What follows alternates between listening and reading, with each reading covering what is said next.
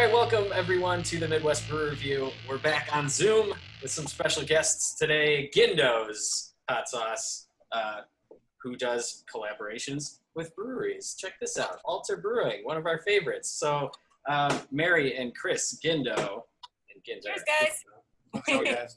First, go ahead and can you explain to us how Gindo's got started? Like how, I mean, in my head, when do you go, oh man, this hot sauce is awesome, maybe we should sell this? And kind of how did that... It was a weird scenario where I always had kind of a wing fetish, and we were trying to create wings, and I was growing jalapenos on my deck, and I decided to whip up a hot sauce.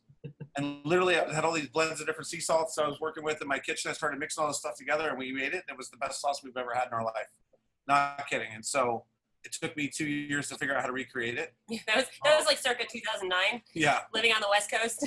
Yeah. So really crazy. So we started inviting people over actually to have these parties and tasting parties, and I started making all these different flavors. In trying to recreate that one flavor, I think I invented about 12 different flavors. Yeah.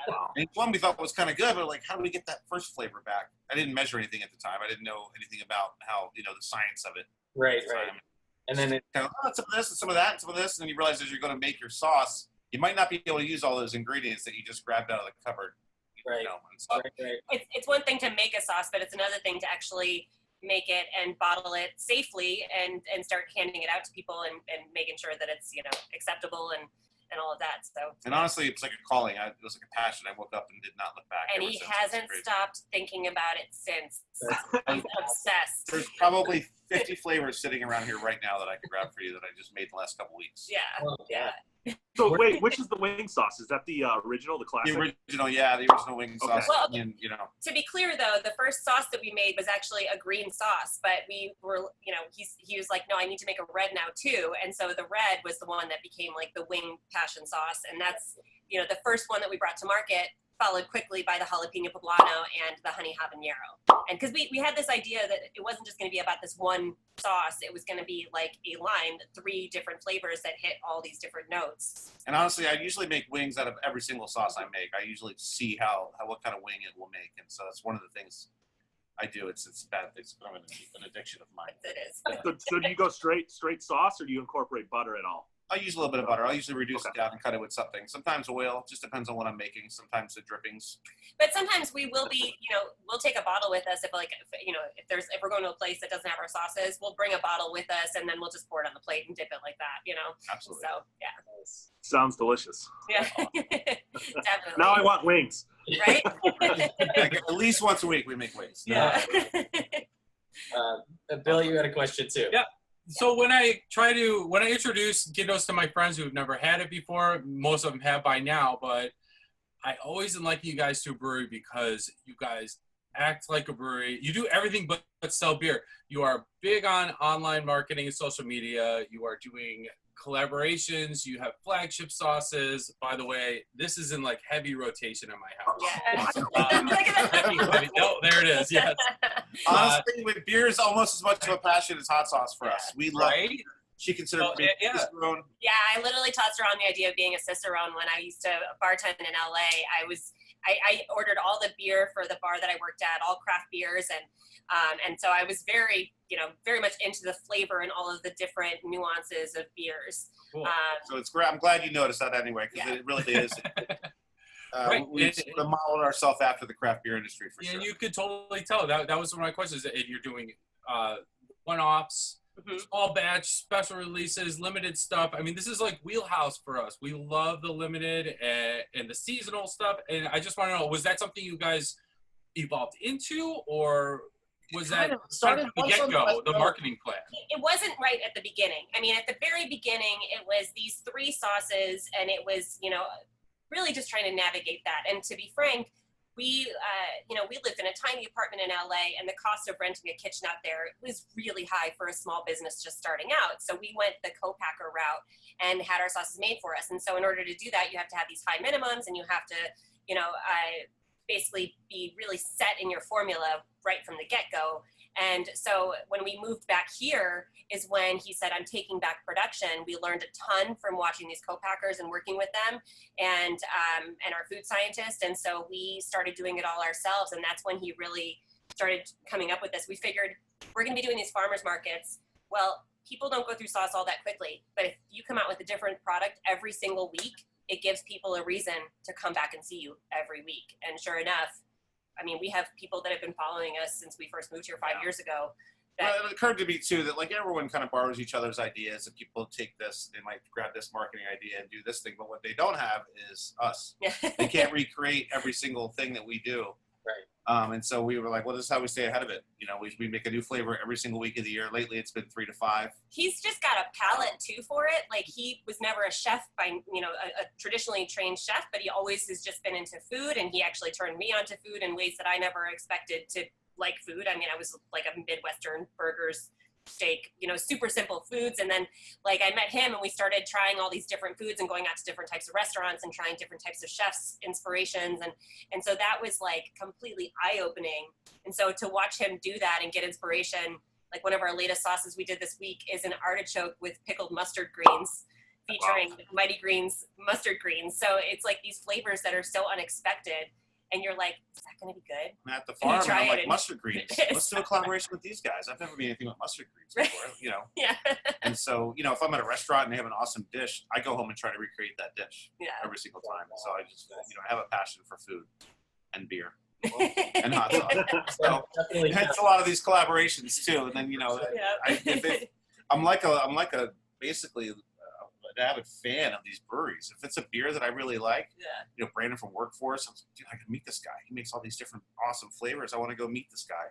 Maplewood Brewery. I mean, I was like a starstruck child when I met these guys because I love their beer so much. Those guys are rocking. So to get a chance to work with those guys, it was like an honor to me. When they called me up, I mean, I'm honestly like starstruck a little bit. Like, oh, these guys are calling me. This is awesome. Is that how the collaborations kind of start? Did you call first, or did they call you? It started with me sort of knocking. Honestly, I think the no, local here it was Solomon, started right? with us doing the beer events with Lou Dog. We started doing like the Naperville Ale Fest. The winter edition was our first one, and I then did a collaboration on the West Coast though with. Oh yeah, you did with Golden Road Brewing. That was one of our first ones. But again, we were so small still, and still starting out and trying to get our bearings with everything with production that it was. You know, it didn't become what we wanted it to be at the time. But when we started doing beer events and working around, I was able to network and meet a lot of the brewers and meet guys and get to talking to them, and then they had a chance to try my sauce. Yeah. And I was able to convince them that I could make something delicious with their beer, which did take a little bit. It took a minute at first, but now you know it's relatively easy. Yeah. To find. Yeah, it's been super relatable and like a perfect fit, to be honest. But yeah, Solemn Oath was the first, I think, locally. I think. Yep, they were the first ones that we talked into it. It was for their Oath Day celebration, and then quickly after that, I mean, Two Brothers came up right Two after Brothers. That. We did Noon Whistle. Noon Whistle then like quickly came back and was like, we blew through it in like 3 days. Let's do it again. So, we've done 5 different sauces with those guys. Alter, we did 3 different sauces with them. Quite a few. We just did a couple for Obscurity Brewery, which is really fun. Yeah, brand new in Elburn. Shout out to them. And Two Fools, we seem to do one. Yeah, every Two few Fools months cider, because you know, gotta have some cider in the mix from time to time. In my mind, I'm like, cider. I've never made a hot sauce out of cider. Let's do it. How does the creative process work? Is it different for every brewery or cidery? And how are you getting those flavors into the sauce? Like how does that work? It depends on the brewery. Some guys are just like, make me something, and I do. Other guys have an idea in mind, and so they kind of come to me. They talk a little bit about what they want to do. Either it's a style of beer, like Obscurity. They had 2 styles of beer. They wanted him to. Yeah, they really had specific sort of flavor notes that they wanted me to kind of touch upon. Plus, they also do barbecue, so we wanted to have something that was going to be like acidic and be able to cut through that heavy, you know, the barbecue smoked flavor. Which is why he did an Ethiopian coffee infused hot sauce. Yeah. So when we worked with Two Brothers, you know, they were kind of just starting to do their sort of teas and their coffees and their beer. And so I did one with Pinball. I did one with their tea. I did a ginger lemongrass, and my mind went right to tea Melisse. I'm like a Haitian tea Melisse style sauce with a lemon ginger, you know, the garlic and the citrusy notes. I thought, well, we could probably do something there. And the sauce actually came out really good. And then we also did a Honduras coffee sauce with those guys as well. I like working with coffee. I've done a lot of collaborations with coffees as well, tea shops. See, another thing that's in common with the beer industry. A lot of coffee involved in the beer, so yeah. Absolutely. Yep. Yeah, but the Mount Massive, Icon Oak Brewing, they wanted us to do something with Mount Massive, and he really wanted truffle. So this is more of a truffle-infused Really beer sauce. tomato savory. They were thinking like a flatbread, so that was kind of an easy sort of note. Like let's go sort of Italian. No, With that. I'm assuming Ike and Oak. They have great food, by the way. I'm assuming they're going to be using this sauce all over the place then. I hope so. So we started with them right when everything shut down, and so we had the collaboration ready to go, but then we had to pull back. Well, we finally were able to deliver in June when everything started reopening, which was really exciting. So and they did have a dish in mind too, so I did sell it to them in a jug as well. So they were gonna like put it on like one of their flatbreads, I believe. Nice, awesome. Well, yeah, we'll definitely go for that. Yeah, absolutely. Yeah. And I did find a couple others if you guys are interested in checking them out. This is the crush beer that we just did with Maplewoods, our most recent. Really awesome. He was really looking for like a tropical sort of celebration of habanero, so he did have something in mind. With a little honey. We thought the citrusy pale out to me it was a no-brainer, and sure enough, it was. It was easy. I created that, no problem. That was the flavors just kind of keep certain beers.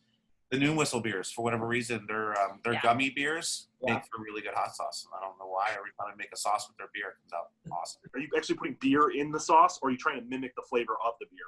It depends. It depends on what I'm doing. I don't like to get too much into specifics on what I do. No, but you do put beer in certain sauces, and it says it there on the label. Certain ones I do. We highlight it, we feature it, we let them know like this is infused with this beer. And then but for obscurity, for instance, that one didn't have beer. It's more mimicking the flavors of their beers. Okay. So literally, all the processes are always different. Yeah. Gotcha. Well, with the latest two, I was looking online, the Gillersons collaborations. That was a Penrose. And it says right on there, like highlighted, that beer's in there, right? Right. Yeah. So but this was a different sort of situation. So this again, we had quite a few things sort of happen during the right before the COVID thing. So this was kind of a collaboration that was in the works with Penrose, and then the shutdown sort of happened, and I didn't really want to like lose the sauce, and so we decided to collaborate with Gillerson's Grubbery instead. Because they feature their beer donate all all the the time. money, and they feature their beer, and we thought, all right, this is kind of a cool thing. We donate all the proceeds of these two sauces to the Aurora Food Pantry. Yeah, 100%. We've raised over $1,500 so far. Wow, it's really cool. Yeah. Kind of a fun question. I mean, obviously, you see a lot of breweries doing stuff like crazy stuff. You see other social media, they're throwing like freaking donuts and cupcakes into their, in their beers when they're making like them. Pastrami sandwich. Yeah, like what? So, have you guys done anything crazy like that, or could you see yourself doing anything like that in the future? I mean, yes and no. At the end of the day, really, when we created our three main sauces, I wanted to create straightforward, fresh pepper sauces that tasted like the ingredients that were in there. That being said, I get pretty far outside the box with some of these small batch limited releases. But I'm always trying chocolate. Yeah, chocolate. That is like unexpected and strangely delicious. You did the chocolate cold brew sauce, which was wild last year, and that was like with chocolate cold brew from Fresh Ground Roasting, and it had it was like almost like a Thai chili sauce, but I don't know, like with like coconut and all kinds of crazy flavors. A lot of people request it, so I might get together with those guys and try to recreate that sauce. But that being said, what I was trying to say was, even though I sort of go outside the box, I sort of try to also keep it sort of obtainable with some flavor profiles that you'll recognize. You'll never see me do like a banana split hot sauce. Yeah. You know what I'm saying? But you will do a chocolate covered cherry bomb. But again, if you taste it, it's not what you kind of think. It's not going to be this uber sweet sort of dessert tasting sauce. It's more like a mole, Okay. Savory and it's identifiable flavors that you can really grab onto. It's not going to be this crazy like milkshake tasting thing. So where can everyone find you guys to buy hot sauces, and can you give us a few sneak peeks? Oh, there you go. Yes. No, he's gonna love it. Are you kidding me? Gindos.com for sure. We do a lot of farmers markets. We usually do a lot of special events, a lot of beer festivals, but unfortunately this summer not quite so much. But check us out. We do have Facebook, Instagram, Twitter, all that fun stuff, so you can figure out where we're at. So Gindos.com. We're at the Gindos on Instagram, at the Gindos on Facebook. We do have a YouTube account, the Gindos Hot Sauce. And then farmers markets, Batavia, Wheaton, Geneva, Oswego. We do have a hot sauce of the month club as well, since we do so many Yeah. flavors. We literally can mail you Nice. 2 different flavors every single month. Yep, you can choose 1 or 3 bottles depending on how quickly you go through sauce. Nice. And actually, a lot of times those will be, you know, like there's usually, especially if you do the 3 bottle a month membership, a lot of times you'll get a sauce that nobody else gets because it's such like a tight amount of, you know, of sauces that we're making. So We'll take them out to the markets over the weekend and they're gone by Sunday. And so we try to like hold certain ones back. But we are also doing free local deliveries within 20 miles of Batavia. Yeah, right we bring now. it right to you. We started doing that during the Yeah. COVID thing. It's been really successful. So we'll Right bring it to right your to your door. house, usually within 24 hours. Oh, Yep. man. All right, that changes the game. I think. I know, right? What do you think of that herbal remedy, by the Downers way? Grove, you're close enough. This is fantastic. By the way, I'm gonna do a little more here because Throw a little flank steak, pour that on top of some Ooh, olive oil. yeah. Yeah. It looks like a chimichurri situation. Like, Yeah, totally. It's like Definitely. very herbaceous. yeah, that's awesome. a lot of citrus to it too. That'd be perfect. Yep. That's I've awesome. also done like a pan-seared scallop with that and then drizzle that on top. Oh, yeah. Nice. Super simple. It's a fun way to kind of make food taste really good without having to work too hard.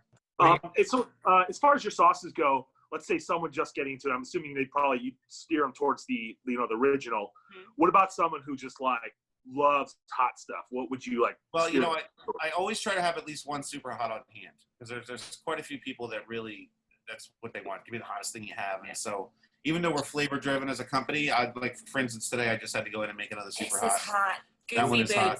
boots. Tropical, like Caribbean style, hot, super tasty. Usually if I'm doing something with 2 fulls too, those guys like it really spicy. They do.